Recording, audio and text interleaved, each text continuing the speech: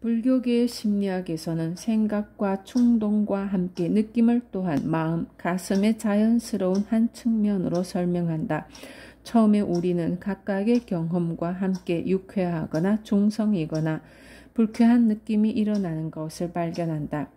유쾌한 느낌에 매달리거나 또는 불쾌한 느낌을 혐오하지 않고 그것을 주의 깊게 들여다보면 우리는 이 기본적인 느낌들로부터 온갖 다양한 감정들이 일어나는 것을 관찰할 수 있다.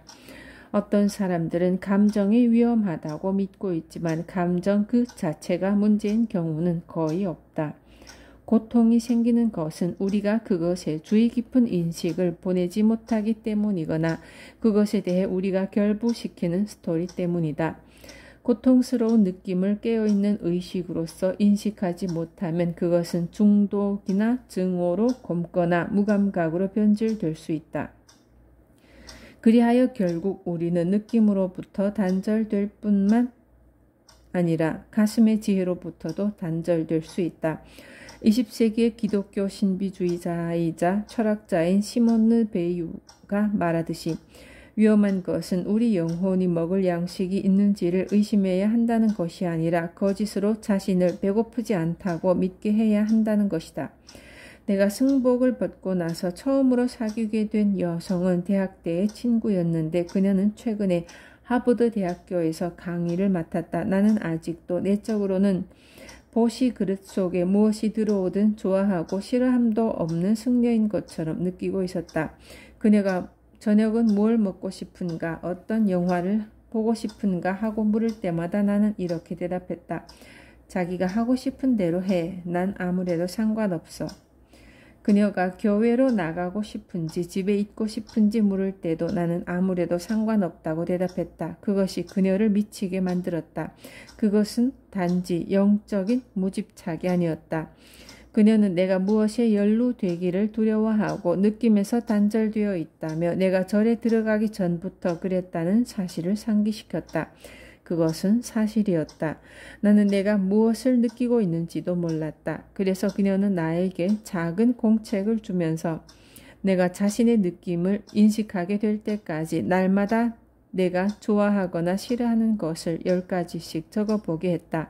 나 자신의 느낌을 회복하는 것은 오랜 시간이 걸리는 인생을 바꿔놓는 과정이었다. 느낌과 기질. 깨어서 감정을 인식한다는 것은 그것을 느끼는 것을 뜻한다. 그 이상도 그 이하도 아니다. 그 느낌을 바꿔놓아야 하는 것이 아니다. 느낌은 저 혼자서도 늘 변한다. 자신의 기질을 바꿔놓아야 하는 것도 아니다. 우리가 직관적이든 철학적이든 낙천적이든 고독하든 그것은 아마도 늘 그대로 남아있을 것이다.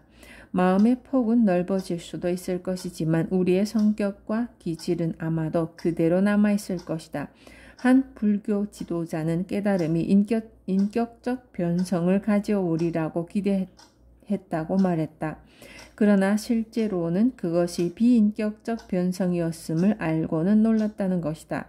변성은 가슴의 열림이지 인격의 변화가 아니다. 그는 이어서 이렇게 말한다. 지난 수십 년간의 영적 변성은 여러 면에서 내가 상상했던 것과는 다르다. 나는 아직도 여전히 구태의연한 삶의 방식에 젖어 있는 변덕스러운 성격의 인간이다. 그래서 외면적으로 보자면 나는 처음에 스스로 기대했던 것처럼 놀랍게 변화한 깨달은 사람이 아니지만 내면에서는 커다란 변화가 있다. 나의 느낌과 기질과 가족관계의 패턴을 여러 해 동안 다루어 온 것이 내가 그것들을 지니는 방식을 완화시켜 주었다. 내 삶을 깊이 이해하고 받아들이려는 노력 속에서 삶은 변화되고 사랑이 커졌다. 이전의 나의 삶이 가구로 꽉 차서 이리저리 부딪히고 자신을 심판하면서 살던 비좁은 차고와 같았다면 지금은 마치 문이 활짝 열려있는 비행기 경납고로 이사 온 것과도 같다. 옛날의 물건들이 아직도 있지만 그것들이 이전처럼 나를 제약하지는 않는다. 나는 옛날과 같다. 하지만 나는 그 속을 마음대로 움직일 수 있고 날아다닐 수도 있다. 앞서 살펴본 것과 마찬가지로 까르마, 곧 우리의 역사를 무시할 수 있다고 생각하는 것은 잘못이다. 나는 이것을 20년 전에 스위스의 큰 수련 집회에서 처음으로 지도를 맡았을 때 분명히 깨달았다. 참석자들은 유럽 전역에서 모였다. 그들과 개별적으로 면담을 할 때 나는 국적과 문화에 상관하지 않고 모두를 편견 없이 열린 마음으로 대하려고 애썼다. 그래서 나는 수련회가 끝나갈 즈음에 이르러 그동안 나를 찾아왔던 거의 모든 독일 학생들이 삶의 몸부림과 분노와 자기 비판에 대해 상담을 하러 온 반면에 프랑스 학생들은 거의가 의심과 삶의 동기 같은 존재론적 의문에 시달리고 있다는 사실을 발견하고는 매우 놀랐다. 이탈리아 학생들은 상담과 명상이 모두 감정으로 가득 충전되어 있었다. 그들은 한 사람도 예외 없이 손짓발짓을 섞어가며 수련 과정이 얼마나 고통스럽고 아름답고 어렵고 멋진지를 열을 올리며 이야기했다. 각각의 모든 개인들은 독특했지만 각자는 또한 보다 큰 문화적 전체성이라는 틀 속에 조건지어져 있었던 것이다. 그렇다면 감정적 깨어남이란 다른 사람이 되는 것이 아니다. 우리는 천성적으로 내성적이거나 외향적인 사람이 되고 낙천적이거나 비관적인 사람이 되는 것인지도 모른다. 총사르 켄치 림포체도 이렇게까지 말한다. 스승은 때로 훌륭한 지도자가 될 수는 있지만 반드시 훌륭한 인간인 것은 아니다. 그는 성질이 급할 수도 있고 가까이 하기 어려운 사람일 수도 있다. 까다롭게 여러 가지를 요구하는 사람일 수도 있는 것이다. 람다스에게 누군가가 오랜 영적 수행 이후에 그가 인격적으로 변화했는지를 물어보자 그는 웃으며 아니라고 대답했다. 대신 그는 나는 내 노이로제의 감식가가 되었다고 말했다. 성별이나 머리색이나 키와 마찬가지로 인격과 기질은 이 삶에 우리에게 주어진 것이다. 그것이 유아기에 손상되었다가 내면의 작업을 통해 다시 회복될 수는 있겠으나 그것은 우리 천성의 일부이다. 불교계의 심리학에 따르면 인격적 유형은 깨달음 이후에도 남아있지만 그것은 지혜롭고 자비로운 가슴에 의해 기품을 띠게 된다. 욕심 많은 기질이 있고 싫어하는 것이 많은 기질이 있으며 망상에 사로잡힌 기질이 있지만 각각의 기질들이 모두 깨달음에 의해 세련되게 다듬어져 아름답고 명료하고 탁 트인 사랑을 표현하게 될 수 있다. 유머도 빠지지 않는다. 그래서 지금은 서양 임재종의 지도자가 된 조슈 사사키 선사는 왜 미국으로 왔느냐는 질문에 이렇게 대답했다. 나는 가르치러 미국에 온 것이 아니다. 놀려고 왔다. 나는 미국인들이 진짜로 웃는 법을 배우기를 바란다. 자신의 감정을 두려워하도록 가르치는 방법은 다양하다. 그리고 이 두려움 속에 우리를 가둬놓는 왜곡된 생각들도 많다. 어린 시절에 부딪히는 정서적 상처, 비판, 두려움, 수치심 등은 우리를 끔찍하게 위축시켜 놓을 수 있다. 때로 우리는 영적 고통만이 최선의 해결책이라고 생각한다. 즉 너무 많은 것을 느끼지 말라든가 너무 흥분하거나 화내지 말라고 한다. 그러지 않으면 깨달음으로 가는 배가 뒤집어질 것이라고 말이다. 그리하여 영적 수행은 수동적이고 자기 말살적인 생각들로 엉망이 되고 열정과 생기를 잃어버린다. 진지한 구도자들조차 겉으로 나타나는 허위적인 태도를 내적 자유에서 우러나오는 평화로운 품행으로 오인한다.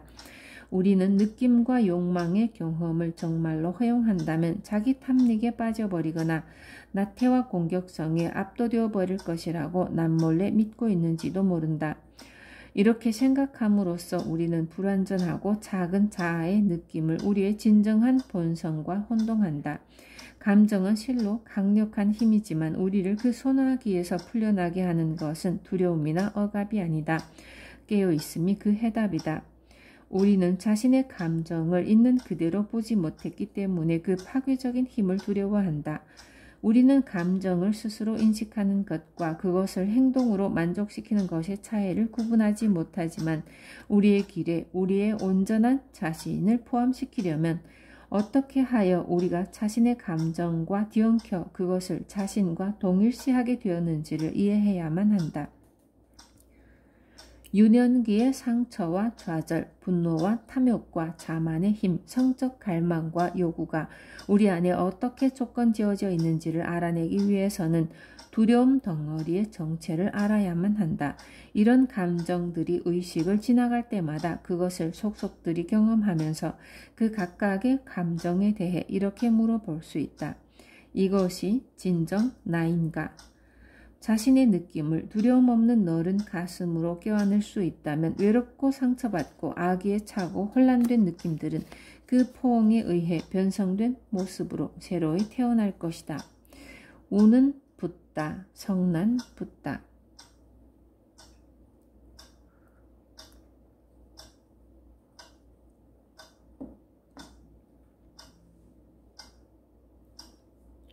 우리는 세상에 대항해서만이 아니라 우리 자신에 대항해서 가슴에 갑옷을 입히고 방어한다. 어떤 사람은 슬픔을 두려워하고 어떤 이는 기쁨을 두려워한다. 어떤 이는 나약함을 두려워하고 어떤 이는 강함을 두려워한다. 어떤 만화 속에서 두 명의 장군이 펜타콘의 복도를 나란히 걸어가고 있었다. 한 장군이 다른 장군에게 귀갯말을 속삭인다. 간밤에 정말 끔찍한 악몽을 꿨소. 마음이 온유한 자들이 지구를 차지하는 꿈이었소. 펜타콘과는 달리 깨달은 가슴에는 방어막이 없다. 그것은 삶의 모든 슬픔과 아름다움을 그대로 받아들인다. 라마 초감 트룽파는 이렇게 말했다. 세상을 변화시킬 힘을 지닌 것은 이처럼 열리고 부드러워진 가슴이다. 한 사회가 슬퍼하는 능력을 잃으면 전사자들과 빈민굴에서 허비되는 젊은 인생들과 사라져가는 원시림과 고상한 미덕과 인종차별의 거대한 수용소로 변해가는 감옥을 슬퍼할 줄 모르면 희망에 대해서도 그 가슴이 다치고 만다. 슬퍼할 줄 모른다면 우리는 과거의 교훈을 배워서 그것을 새로운 사랑을 향해 가슴을 여는 데 사용할 수가 없다. 일본에서는 지장보살이 이 열린 가슴의 화신 중의 하나이다. 지장은 성 크리스토퍼처럼 여행자와 아이들의 수호자이다. 그는 슬픔과 갱생의 성자이다. 선사 이봉랭은 사산하거나 낙태된 아기들의 부모들을 위해 지장제를 만들었다. 거기에는 먼 과거에 일어난 일도 포함되었다. 부모들은 기도를 올리고 잃은 아기들을 위해 작은 옷을 만들어 절마당에 있는 아기처럼 생긴 지장보살의 상에다 입힌다. 이 제에 참여하는 부모들에게서는 놀라울 정도로 많은 눈물과 슬픔이 터져 나온다. 그들 중 많은 사람들이 자신의 가슴 속에서 그처럼 많은 감정이 들어 있었는지를 꿈에도 모르고 있었다. 마찬가지로 베트남 참전 용사들의 추모 묘역도 전쟁을 통한 상실과 슬픔을 위한 공공의 재단이 되어 있다. 그것은 미국에서 성인이 내놓고 울음을 우는 모습을 볼 수 있는 얼마 되지 않는 장소 중의 하나이다. 날마다 천여 건의 참배가 행해지고 여기에 바쳐지는 메시지나 기도나 시 등은 스미소니언 박물관이 소집해서 소장하고 있다. 그것은 몇 권의 책으로 출판되었다. 그 중에 한 책에는 다음의 글이 나온다. 이 글은 슬픔의 인식이 치유의 시작으로 연결됨을 증언한다. 워싱턴시의 검은 벽에 자네 이름이 새겨져 있다네. 많은 사람들이 날마다 그 옆을 지나치지. 그 중에서 참전 용사들은 눈에 띈다네. 우린 남들의 시선 따위는 아랑곳하지 않고 그냥 서서 바라보면서 우니까. 자네가 아마도 여기에 있을 줄은 알았지만 자네 이름을 발견했을 땐 얼마나 화가 났는지 아는가. 자네를 구할 수만 있었다면 하고 늘 한탄했었다네. 자네를 살릴 방법만 알았더라면 내 목숨이라도 바쳤을 텐데. 자네의 죽음에 대해 번민을 오랜 세월 품고 있었다니. 하지만 이젠 자네를 그만 찾겠네. 이젠 다시 살아갈 수 있을 것 같네.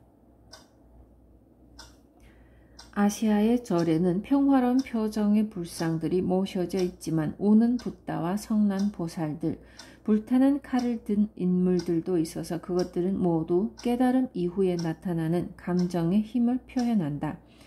틱나칸과 달라이라마 같은 스승들조차 때로는 분노가 일어난다는 것을 시인한다. 1991년에 미국의 이라크 침공이 틱낙한 스님에게 베트남전의 악몽을 상기시켰을 때 그는 너무나 노여운 나머지 미국 강연 일정을 취소해버렸다. 그는 호흡을 가라앉히고 가슴을 안정시켜서 그 분노를 슬픔과 강렬한 자비의 힘으로 바꿔놓는데 여러 날이 걸렸다고 적고 있다. 그리하여 그는 결국 미국으로 가서 문제의 뿌리에 대해 열렬한 강연을 할 수 있었다고 한다. 달라이라마는 이렇게 썼다. 크나큰 불의 앞에 나는 잠시 분노가 치밀기도 하지만 그때마다 나는 그래봤자 무슨 소용이 있는가 하고 생각한다. 그러면 이 분노는 점차 자비심으로 변한다. 그의 가르침은 이 세상에서 행동하려면 큰 힘이 필요함을 강조하지만 성난 붓다는 증오의 칼이 아니라 강력한 자비의 칼을 휘두른다. 집단적으로든 개인적으로든 이 무기를 조심성 있게 사용해야 할 때가 있다. 나는 한국의 한 선사가 새로운 여성 수행자와 사랑에 빠진 오래된 제자에게 이 자비의 힘을 휘두르는 것을 본 적이 있다. 1년도 지나기 전에 이 여성 수행자는 갑자기 또 다른 남자를 쫓아 이 수행자를 떠나가 버렸다. 몇 달 동안 선사는 제자의 슬픔을 동정하고 그를 챙겨주었다. 그러다가 스승은 유럽과 한국 국내로 9달 동안 가르침의 여행을 떠났다. 여행에서 돌아온 그는 선원의 모든 사람들의 상태를 점검하는 일에 시간을 보냈다. 오래된 제자가 아직도 사랑을 잃은 슬픔에서 벗어나지 못하고 있다고 하자 선사는 보따리에서 매우 정교하게 조각된 염주를 꺼냈다. 그는 기뻐하는 제자의 손바닥을 한 손으로 받치고 그것을 그 위에 조심스럽게 내려놓았다. 그러고는 손을 들어 제자의 얼굴을 힘껏 후려쳤다. 그 여자를 내려놔 하고 외치면서 그리고 스승은 절을 하고 나가버렸다. 그 자리에 서 있던 우리 모두는 충격을 받았지만 우리는 곧 그 제자가 이 한 방에 극적으로 변화한 것을 발견했다. 그는 이내 모든 것을 내려놓고 자신의 길을 갔다. 가슴이 힘을 지니면 우리는 느낌을 두려워하지 않고 거기에 동화되지도 그것 때문에 괴로워하지도 않고 인간적인 모든 감정에 반응할 수 있다. 느낌들을 덧없이 비개인적인 힘으로 받아들이면 우리는 그것에 사로잡히거나 두려워 위축되거나 하지 않고 그것을 자유롭게 존중해 줄 수 있다. 빌헬름 라힐리는 느끼지 않으려고 안간 힘을 쓰는 한 환자에게 어느 날 이렇게 지적했다. 당신은 가면을 쓰고 있어요. 여인이 반박했다. 하지만 라이히 박사님도 가면을 쓰고 있네요. 그가 대답했다. 그건 맞아요. 하지만 이 가면이 나를 소유하고 있진 않아요. 브렌다이스 대학에서 사회심리학을 가르친 모리 슈워츠는 베스트셀러 모리와 함께 한 화요일의 중심 인물이다. 이 책의 내용은 그가 죽기 전에 친구인 미치 앨범에게 마지막으로 전하는 가르침이다. 책의 일부를 소개해 보겠다.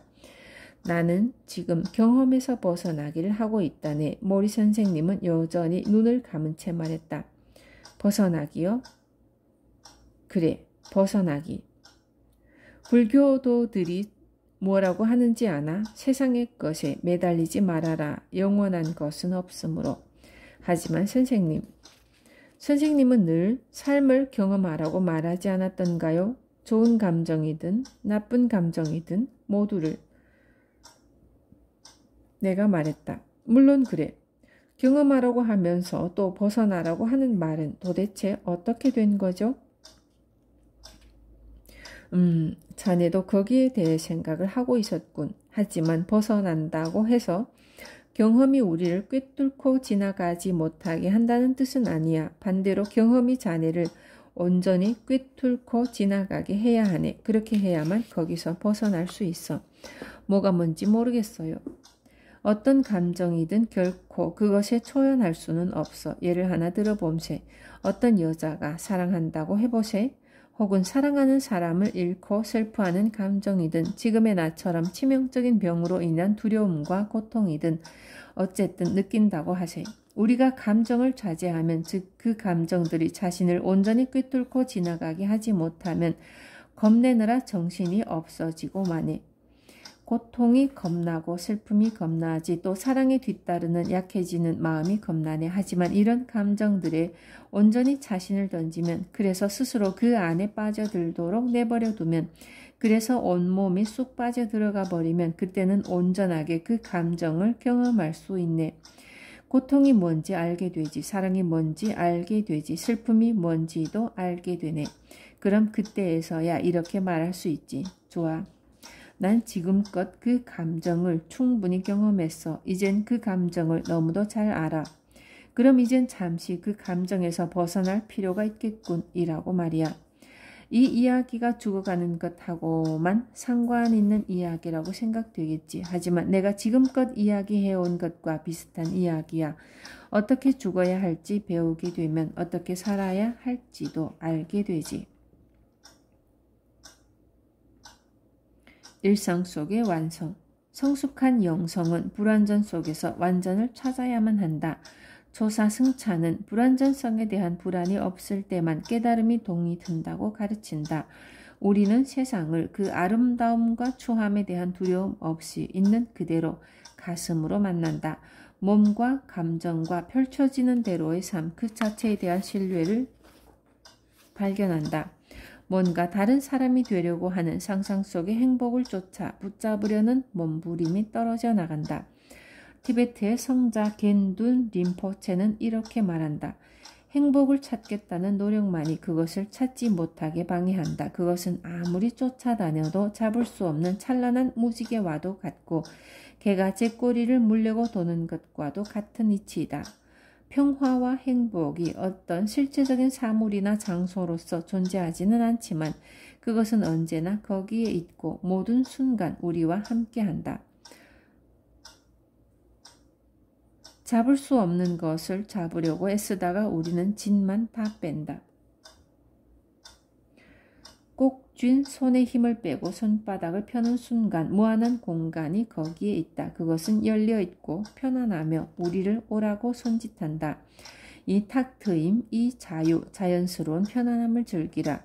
더 이상 아무것도 찾지 말라. 이미 그대 집안의 화덕 앞에 평화롭게 앉아있는 위대한 깨달음의 코끼리를 찾겠다고 무성한 밀림 속으로 들어가지 말라. 내가 정말 알아야 할 모든 것은 유치원에서 배웠다. 의 저자인 로버트 풀검은 1960년대에 교토에 있는 유명한 임재종 사찰에서 고된 수행의 막바지 시기를 보낸 경험을 이야기한다. 그는 주지인 고하라 선사와 마지막 점검을 위한 면담을 했다. 선사는 참선이나 공안에 대해 이야기하는 대신 되어야 할 것은 아무것도 없다고 강조했다.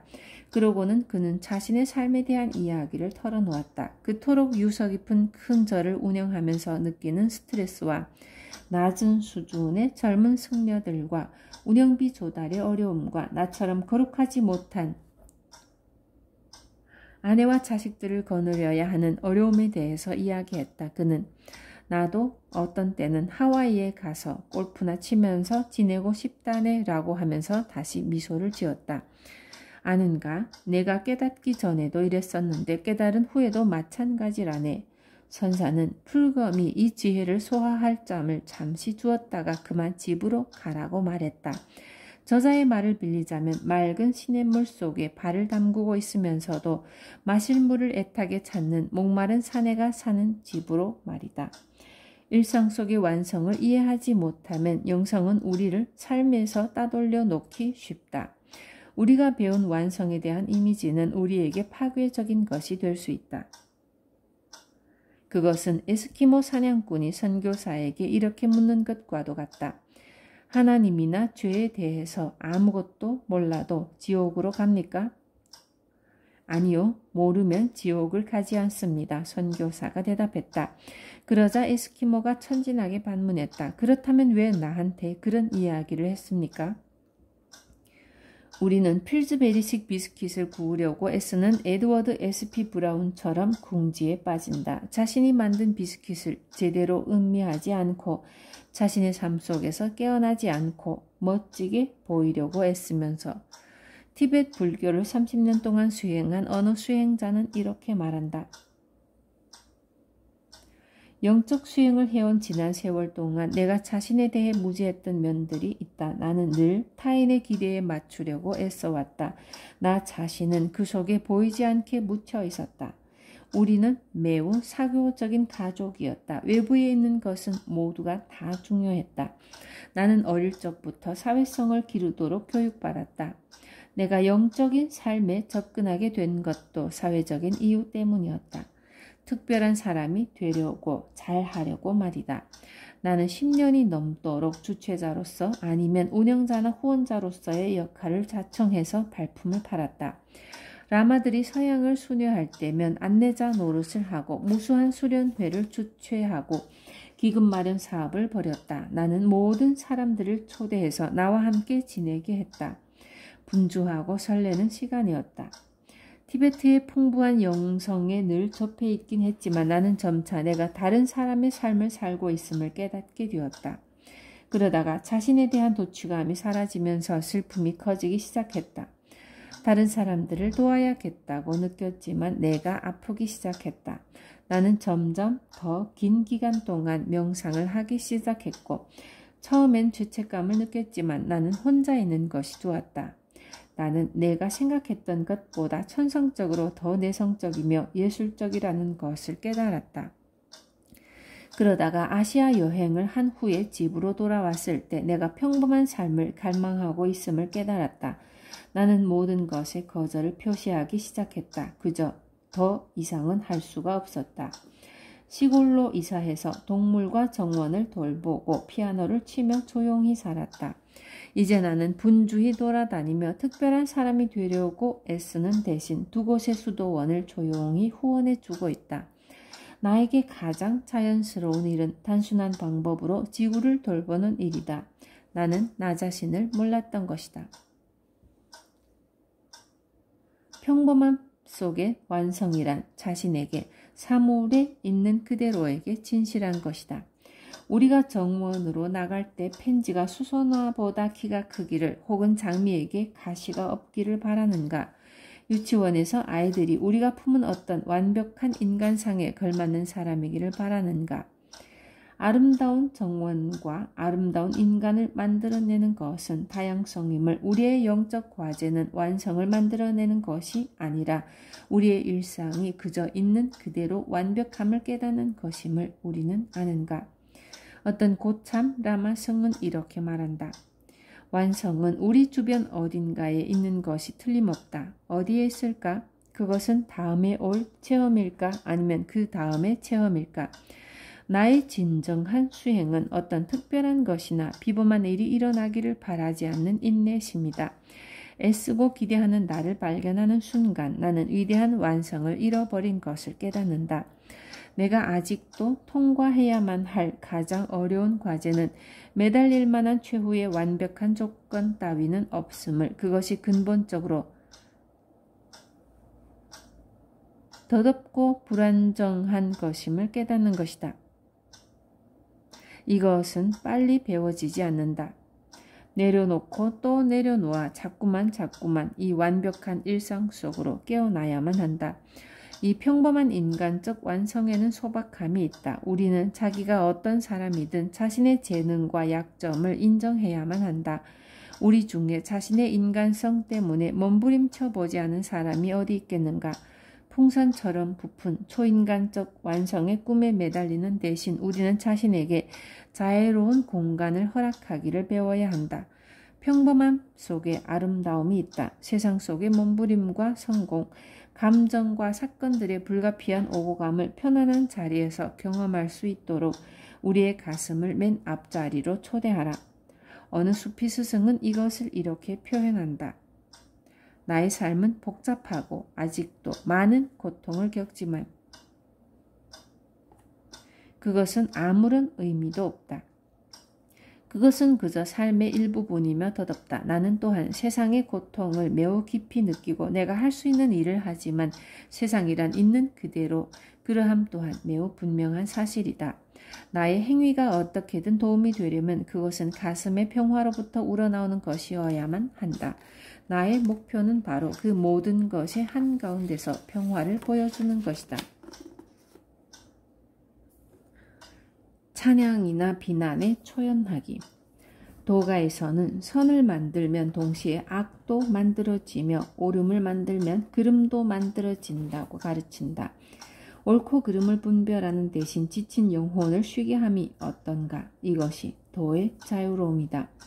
세상을 더 낮게 바꾸고 싶은가? 글쎄, 가능할까?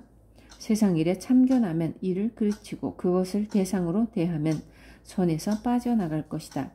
도인은 사물을 있는 그대로 보나니 바꿔 놓으려고 애쓰지 않는다. 그는 그것이 제갈 길을 가게 하고 그 돌아가는 중심에 머문다. 일상 속에서 완전성을 간파하는 마음에게는 찬양과 비난, 성공과 실패, 자만과 자기 비하는 우리의 경험을 흐려놓는 엉터리 혼수이자 회방꾼으로 간주된다. 그리고 마침내 찬양과 비난 너머로 발을 디디면 거기에서 깊은 안도를 느낀다. 그로부터 비롯되는 가슴과 행동의 자유 속에서 많은 일들이 가능해진다. 그러한 해방의 한 본보기가 있다. 의사가 없는 인도의 벽지에서는 마을 사람들이 돈을 모아서 아이들을 의과 대학에 보내면서 나중에 의사가 되어 마을로 돌아오게 한다. 산간의 가난한 마을 의사의 진료실 앞에는 캘커타 의대 의학박사 낙방 vs 크리슈티나라는 간판이 걸려있다. 이것은 크리슈나 의사는 캘커타 의대를 다녔지만 자격시험에 떨어졌다는 뜻이다. 그럼에도 불구하고 그는 고향으로 돌아와서 진료실을 열고 자신이 학위가 없음을 떳떳이 밝히고 자신이 알고 있는 만큼의 의학 지식을 베풀고 있는 것이다. 그의 진료실은 꽤 붐볐다. 어쩌면 우리는 모두가 의사 크리슈나와 같은지도 모른다. 인간의 삶에는 수많은 성공과 실패에 대한 이야기가 담겨있다. 자신을 수치심이나 자만에 사로잡혀 있게 버려둔다면 그것은 자신이 할 수 있는 것, 자신이 될 수 있는 것의 범위를 제한하는 것이다. 대부분의 영적 지도자들이 찬양과 비난으로부터 자유로워지는 것은 오랜 시간을 요구하는 과정임을 알게 되었다. 우리는 오직 이 순간을 가지고 시작한다. 그 다음에는 훈련을 함에 따라 몇 시간의 점차 여러 날 동안에도 타인과 자기 자신의 심판으로부터 자유로워질 수 있게 된다. 우리는 심판이 일어나고 사라지도록 그대로 내버려 둘 뿐 그 속에 사로잡히지 않기를 배운다. 우리는 삶이 생각하던 것보다 얼마나 더 크고 놀라운 것인지를 깨닫는다. 삶이 어떻게 보여야 한다는 비판적인 생각을 버리고 삶의 춤사위를 그저 경험할 때 휴식과 자유가 찾아온다. 어떤 사람이 가구 회사에서 다음과 같은 편지를 받았다. 친애하는 존스 씨, 당신이 아직 대금을 완불하지 못한 가구들을 회수하러 트럭을 보낸다면 당신의 이웃들이 어떻게 생각할까요? 그들은 다음과 같은 답신을 받았다. 그 문제를 저의 이웃들에게 물어봤더니 그들은 모두 이렇게 말하더군요. 그런 행동은 인색한 회사가 벌이는 비열한 수단이라고 생각한다고요. 찬양과 비난을 초월하여 산다는 것은 실수를 하지 않는 것을 의미하지 않는다. 76살인 루스 데니스는 서양에서 가장 존경받는 비파사나 지도자들 중에 한 사람이다.